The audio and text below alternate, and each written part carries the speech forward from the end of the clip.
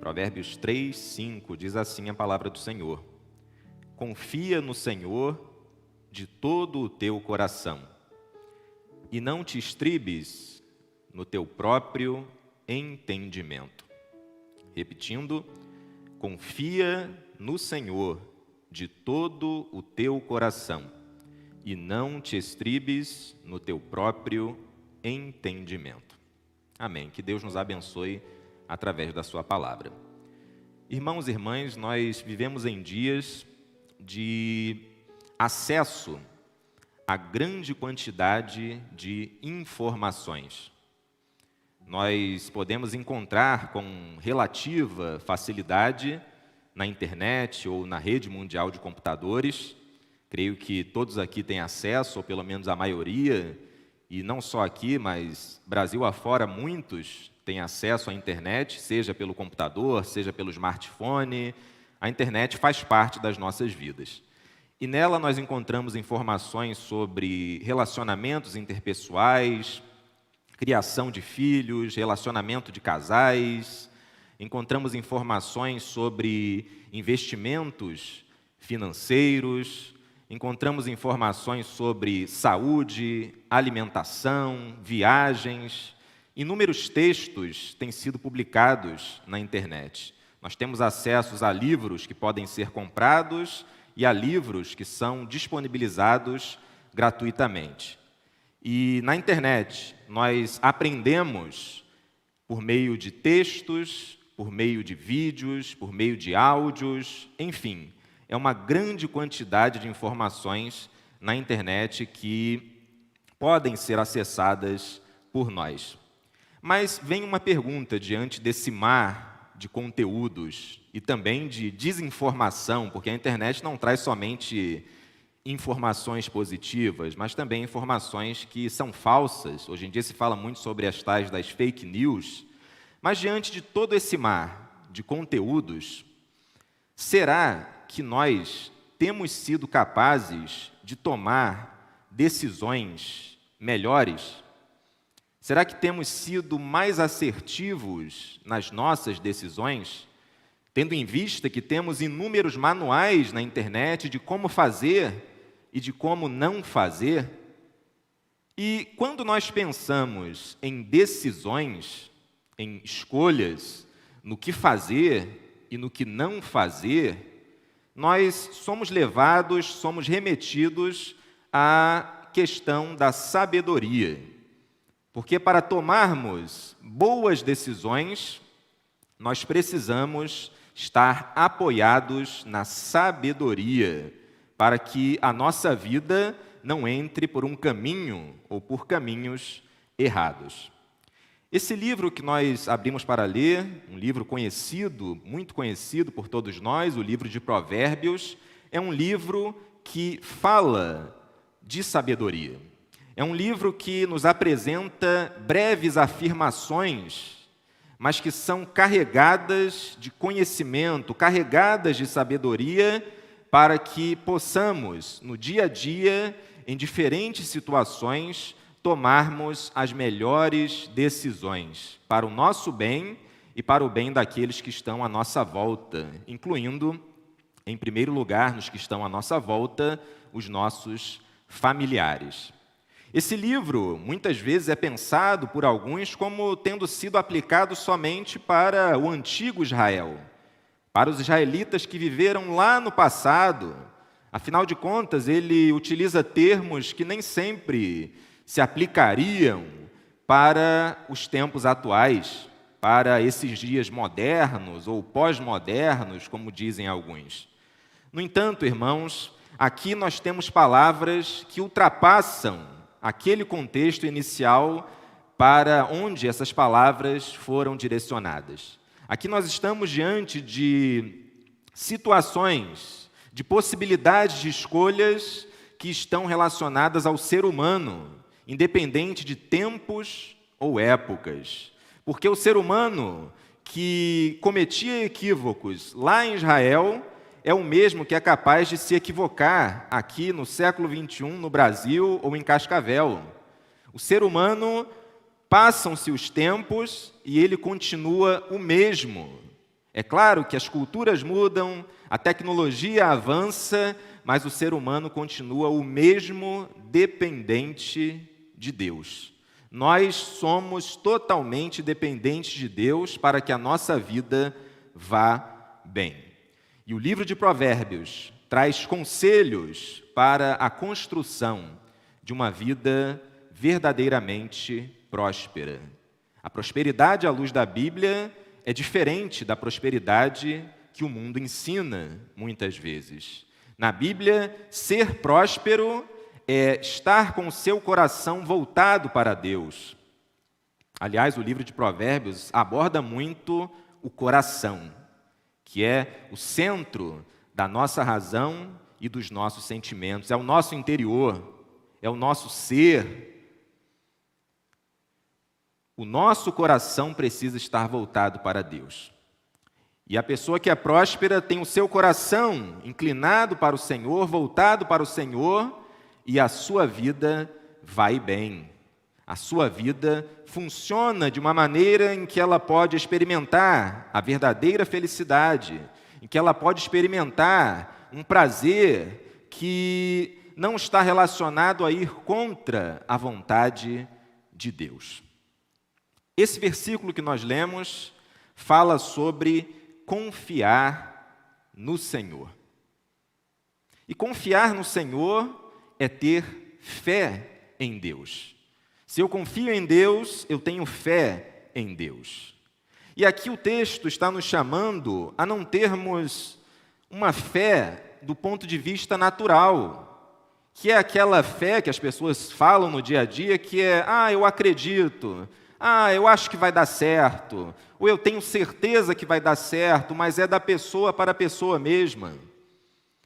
Essa fé de que fala esse versículo, esse texto, é uma fé do ser humano que se volta para o seu Criador. É a nossa vida diante de Deus. É nós tendo certeza de que Deus está acima de nós e que nós precisamos ter uma vida digna diante dEle. E a palavra diz, confie no Senhor. Não é uma confiança pequena, não é uma confiança limitada a que o texto nos chama. Não é aquela confiança de quando eu passo por uma situação difícil e lembro que Deus existe. É uma confiança total, é uma confiança integral. E por que eu estou afirmando isso? Porque o texto vai dizer, confia no Senhor de todo o teu coração. Com tudo que você é, com tudo que você tem, com todo o seu ser, com a sede da sua razão e dos seus sentimentos, tudo em você, em nós, deve se voltar para Deus. E confiando em Deus de todo o coração, nós, não devemos nos apoiar, nos estribar, nos fundamentar, basear a nossa existência no nosso próprio entendimento, que em algumas traduções aparece tendo sentido de inteligência. Não devemos basear a nossa vida na nossa própria inteligência. Porque, de acordo com o significado dessas palavras no original, quando nós apoiamos a nossa vida na nossa própria inteligência, isso gera uma instabilidade, isso gera um desequilíbrio, isso não nos favorece, não faz bem a nós. Não se apoie no seu próprio entendimento. E, de repente, vem a imagem de um jovem ou de um adolescente que, em determinada altura, entende que não precisa mais do conselho dos seus pais. Entende que ele por si só se basta. Muitos jovens agem com essa rebeldia. É claro que juventude não é sinônimo de rebeldia, mas muitos que não têm o seu coração voltado para Deus agem dessa forma. Mas o que meu pai fala, minha mãe fala, já não me serve mais. Eu mesmo me basto, eu sou capaz de resolver tudo o que surge à minha frente. Aquilo que meus pais ensinaram está ultrapassado, agora eu sei como fazer, eu sei como agir. Só que esse pensamento não é um pensamento somente de um jovem ou de um adolescente chamado rebelde. Tem essa expressão que surge às vezes na mídia, né? O adolescente rebelde, o jovem em sua rebeldia. São expressões que surgem na dramaturgia ou até em especialistas que falam em programas de TV. Essa atitude é uma atitude própria do ser humano também no que diz respeito ao seu Criador. Nós, muitas e muitas vezes, agimos dessa forma com relação a Deus. Agimos como se não precisássemos dele, ao tomarmos as nossas decisões. E qual é a base para nós tomarmos as nossas decisões enquanto crentes, enquanto cristãos, servos e servas do Senhor?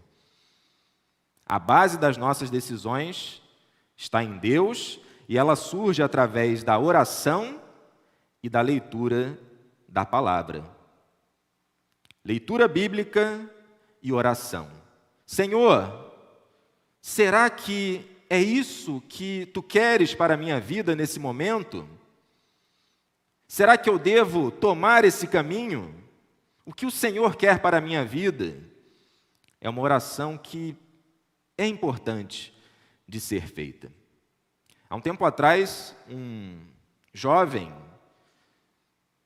impetuoso procurou um conselheiro cristão para saber quais deveriam ser os rumos a serem tomados na sua vida profissional. Ele procurou esse conselheiro e disse a ele: eu estou pensando em pegar um empréstimo para abrir um negócio. O conselheiro olhou para ele e disse: muito bom, você quer crescer financeiramente, quer crescer, quer prosperar materialmente, legal. Mas você já parou para pensar se esse negócio que você quer abrir é viável? Aquele jovem falou: eu acredito que seja viável. Eu andei lendo alguma coisa sobre isso e quero seguir em frente. O conselheiro cristão falou: se você entende que é viável, vou orar por você. Mas você já orou, já falou com Deus, já pediu a orientação de Deus para que essa decisão seja tomada? Ele disse: não. Tem coisas que pertencem a Deus e tem coisas que pertencem a nós. Deus faz a parte dele e a gente faz a nossa parte. Aí dá para imaginar mais ou menos o que o conselheiro cristão continuou falando com ele. Calma, meu jovem, não é bem assim. Deus deve estar à frente de todas as nossas decisões.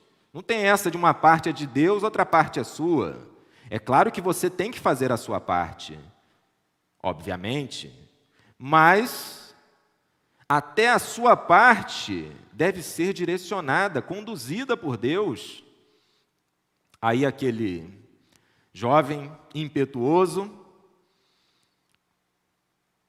ficou resistente.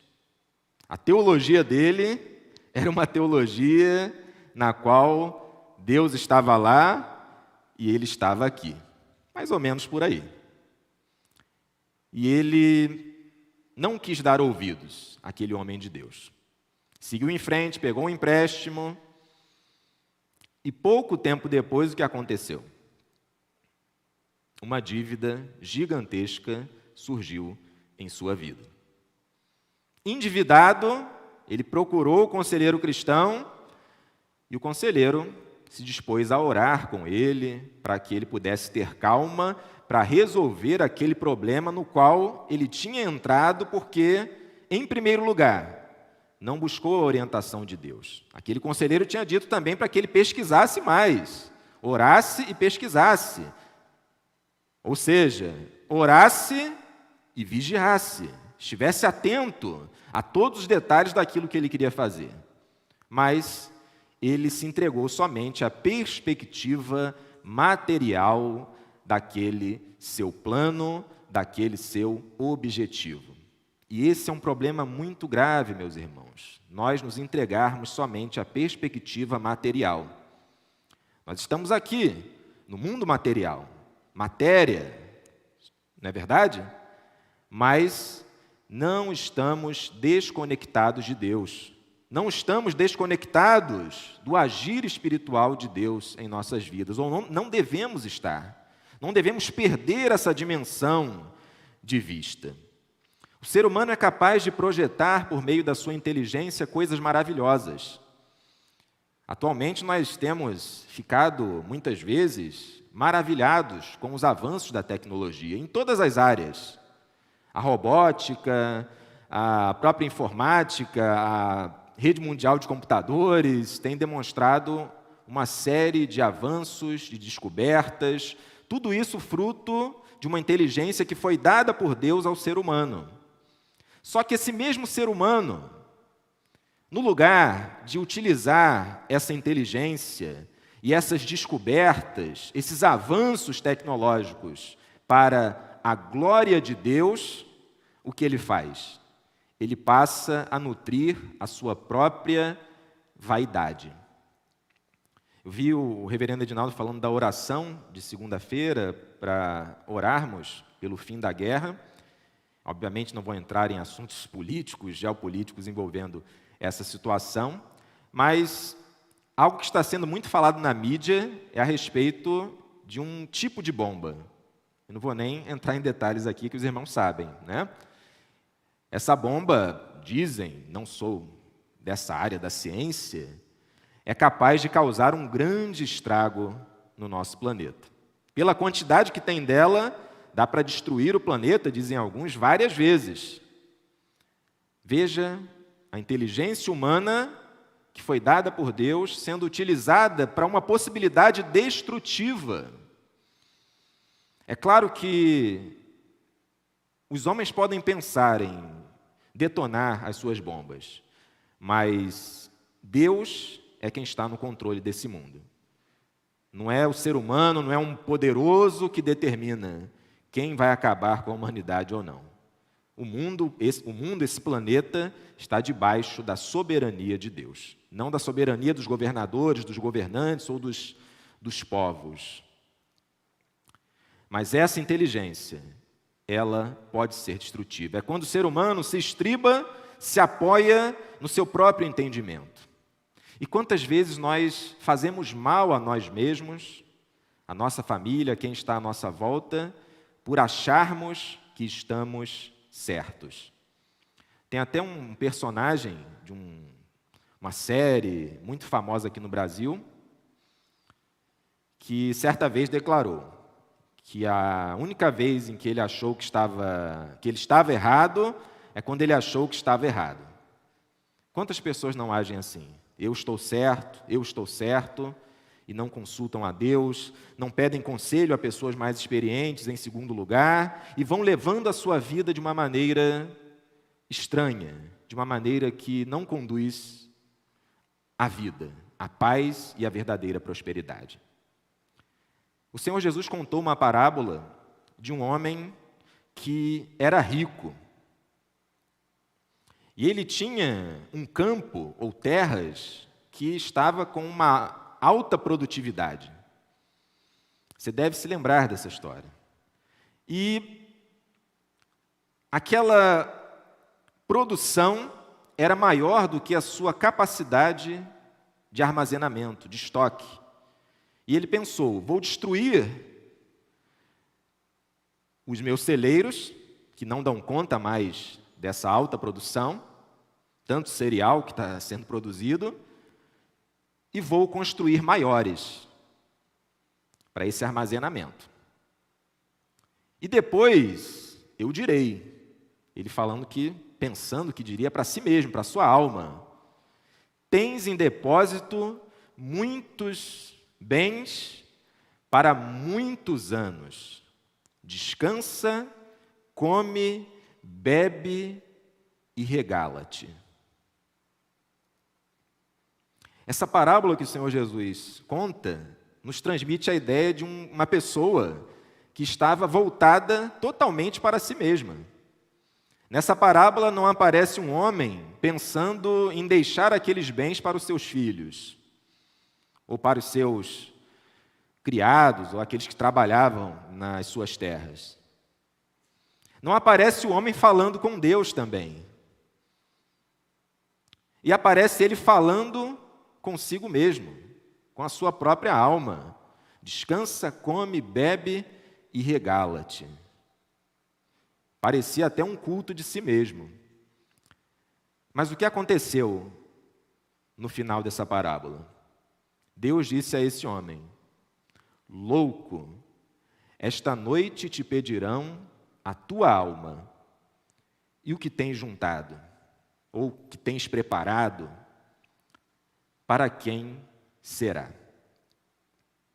Assim somos nós, quando estamos presos aos nossos próprios pensamentos e desconsideramos os pensamentos de Deus, que são mais altos do que os nossos. Há uma distorção desse versículo, que vem sendo praticada há muito tempo. No lugar, e eu falo nós, eu me incluo também, porque sou pecador, já cometi equívocos. No lugar de ser declarado, confia no Senhor de todo o teu coração e não te estribes no teu próprio entendimento, a declaração, não com as palavras, mas através das ações, muitas vezes é a seguinte: confie em você de todo o seu coração e não se apoie na vontade de Deus. Confie em você de todo o teu coração e não se apoie na vontade de Deus. Ah, mas eu tenho que ser uma pessoa confiante? Eu tenho que acreditar em mim? Afinal de contas, isso não está relacionado, de certa maneira, à autoestima? Uma pessoa que não tem confiança em si mesma é uma pessoa que não vai conquistar nada nesse mundo capitalista, por exemplo. É preciso ser confiante. Aqui, meus irmãos, não se trata de uma crítica à pessoa que tem autoestima. A pessoa que, crendo em Deus, ela confia que Deus deu a ela as habilidades necessárias, e ela vai lá e faz o que tem que ser feito. Ela não se diminui, não se menospreza, porque sabe que é um ser humano criado à imagem e semelhança de Deus. Ela sabe que o Senhor Jesus, a palavra ensina que nós devemos amar ao próximo como a nós mesmos. Ela sabe que precisa ter amor por ela mesma. Aqui, a grande questão é aquela pessoa que se torna uma soberba, se torna uma arrogante, e volta a dizer: sou pecador. Aqui não é momento de apontar o dedo para ninguém, né? Aqui está sendo falado da condição humana. Na quarta-feira, no Oásis, o pastor trouxe uma palavra que nos levou a refletir sobre a soberba, sobre a arrogância, sobre a necessidade de se voltar para Deus, ter o coração quebrantado por Deus, deixar Deus agir, deixar que a nossa vontade diminua e que a vontade de Deus cresça em nosso ser, em nosso coração. A soberba estava presente ali o tempo todo à volta do Senhor Jesus. Vocês lembram da atitude dos fariseus com relação ao nosso Senhor? Os doutores da lei, os letrados, eles se aproximavam de Jesus cheios de pensamentos, no sentido de contrariarem as palavras do Mestre, de desmerecerem o seu ministério, de negarem que ele era o Messias, o esperado. E quem eram aqueles que se voltavam para Jesus em sua maioria? Eram os letrados? É claro que a palavra de Deus, a mensagem do Evangelho é para todos. Ricos, pobres, letrados, iletrados, pessoas humildes, pessoas consideradas socialmente. Mas quem eram aqueles que estavam se voltando mais para Jesus? Eram as pessoas simples do povo, Porque os letrados já achavam que sabiam tudo. E aqui está um problema para nós também. Estudar é muito bom. Fazer faculdade, pós-graduação, mestrado, doutorado, ou nem precisa fazer isso. Hoje em dia, as pessoas pesquisam na internet algumas informações, empreendem, dá certo. A informação está para todos os lados, como nós falamos no início. Mas, quanto mais informação nós recebemos, nós temos que ter um cuidado cada vez maior para não nos distanciarmos do caminho de Jesus. Para acharmos que já sabemos tudo e não precisamos mais de Deus. Lembram de Nicodemos, um mestre da lei? Se aproximou do Senhor Jesus já achando que sabia tudo sobre ele. Ninguém pode fazer esses sinais que o Senhor faz se esse não for enviado da parte de Deus. Nicodemos já chegou com afirmações sobre o Senhor Jesus. Aí o Senhor Jesus logo de início mostrou para ele que era necessário algo em sua vida. Necessário é que ele nascesse de novo. Ele precisava de conversão. Não importava se ele tinha todo o conhecimento da lei, preciso que ele tinha. Era necessário nascer de novo. Jesus foi a raiz ali do problema de Nicodemos, logo de cara, como se diz. Você precisa nascer de novo, Nicodemos. A nossa relação com Deus não é uma relação baseada no raciocínio. É claro que a nossa fé é racional, como a palavra nos ensina, Paulo fala sobre isso, mas nós temos uma fé racional, mas não nos apoiamos na nossa razão para vivermos a nossa fé, nós nos apoiamos em Deus. A conversão, por exemplo, é uma manifestação da grandeza de Deus em nossas vidas, mostrando que nós, por nós mesmos, não somos nada. Nós precisamos de Deus, desesperadamente, porque a gente não conseguiu dar conta dos nossos problemas. Nós, na nossa própria condição, fracassamos, e Deus veio nos socorrer. A conversão significa isso, meus irmãos, o socorro de Deus a um projeto seu que tinha se desviado dos seus propósitos, que foi o ser humano, ao pecar no jardim do Éden. O próprio apóstolo Paulo era um homem que achava que estava certo ao perseguir os cristãos. Ele estava convicto, e a sua convicção era uma convicção em nome de Deus. Ele, achando que estava fazendo a vontade de Deus, perseguia a igreja sofria as consequências dessa perseguição, e um belo dia ele caiu do cavalo.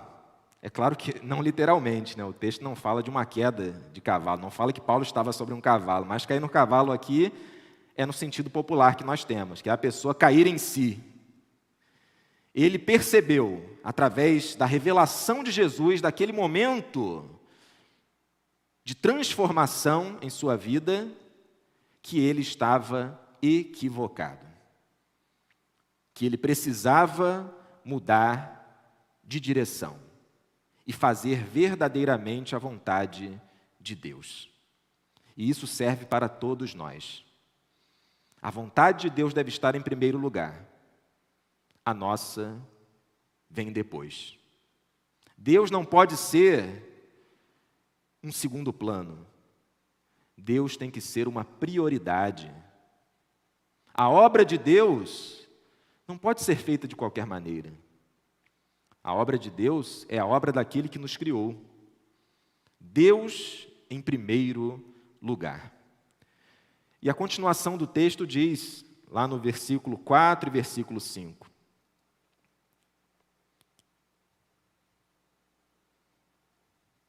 Ou melhor, no versículo 6 e 7. Reconhece-o em todos os teus caminhos, e ele endireitará as tuas veredas. Reconhecer a Deus em todos os nossos caminhos. Em 2 decisões, em 3 decisões? Não, em todas as decisões. Por onde quer que a gente vá. Só em casa? Não. no trabalho também, com os vizinhos, em todos os lugares, reconhecer Deus em nossas vidas. E o que Ele vai fazer? É uma promessa. Ele endireitará as nossas veredas, ou seja, Ele nos fará trilhar o caminho certo, o caminho da verdadeira prosperidade, o caminho da verdadeira felicidade, o caminho reto.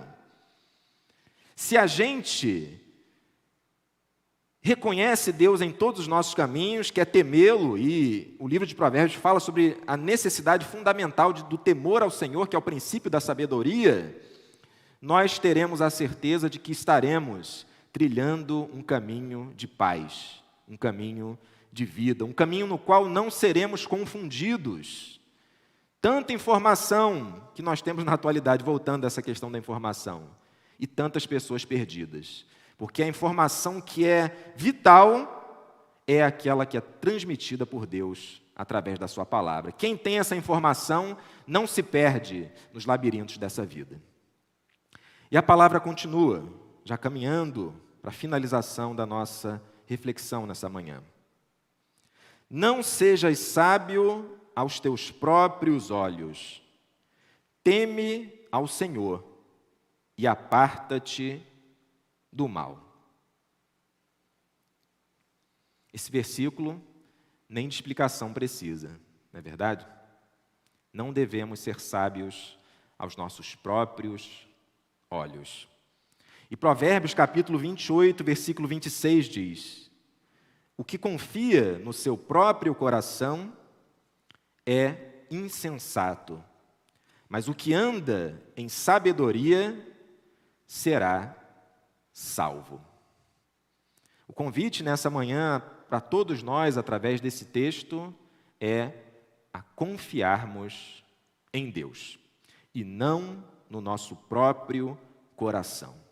E eu concluo com algumas perguntas. Em quem nós temos confiado? Ou no que nós temos confiado? Será que temos confiado, conforme já foi falado, na nossa própria inteligência? E a partir dela, estamos confiando no poder, no nosso poder ou no poder de alguém? Temos confiado no dinheiro? Temos confiado na nossa capacidade? Temos confiado em um governante? Temos confiado naquela pessoa que disse, que nos garantiu que não descumpriria com a sua palavra? Em quem ou em que nós temos confiado?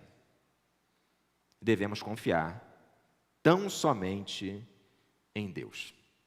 Amém, meus irmãos?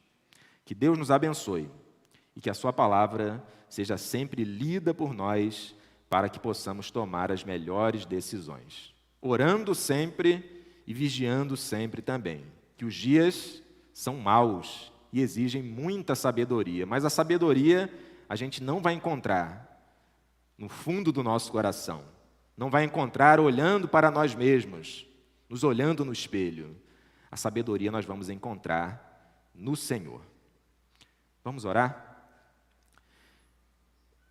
Eterno Pai, nós, muitas vezes, é verdade,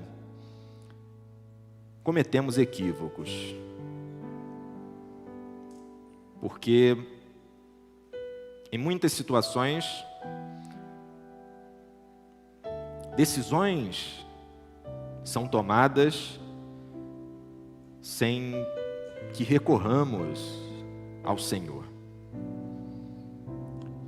Mas compreendemos, ó Pai, que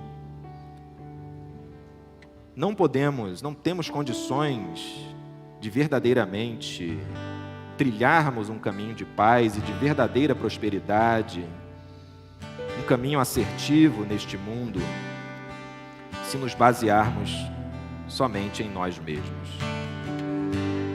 Porque somos limitados, Senhor. Mas glórias sejam dadas ao Teu nome, porque o Senhor é ilimitado. O Senhor tem todo o poder, toda a ciência, todo o conhecimento, toda a sabedoria para nos fazer trilhar o caminho da paz, o caminho do bem proposto pela Tua palavra. Se tem alguém aqui, ó Pai, nesta manhã, ou que acompanha pela internet, que hoje se entristece por conta de uma decisão equivocada que foi tomada lá no passado, e essa pessoa fica remoendo, fica o tempo todo entristecida por essa lembrança, que o Senhor esteja libertando, ó Pai, esse coração, trazendo paz a esse coração, ou corações, que essa pessoa, ó Pai, ou pessoas possam entender que o Senhor tem um caminho para elas à frente, que não importa os erros que foram cometidos no passado, o Senhor tem um caminho todo pela frente proposto para elas, um caminho de alegria, um caminho de paz, um caminho de vida. Precisamos de Ti, ó Pai, que jamais, Senhor, suma dos nossos pensamentos, que jamais, ó Pai, nos esqueçamos por um só minuto, por um só momento, a nossa total dependência do Senhor. Que os nossos pensamentos estejam apoiados, firmados, estribados na Tua palavra. Faço essa oração com temor e tremor diante da Tua presença, Senhor, e a faço em nome de Jesus. Amém.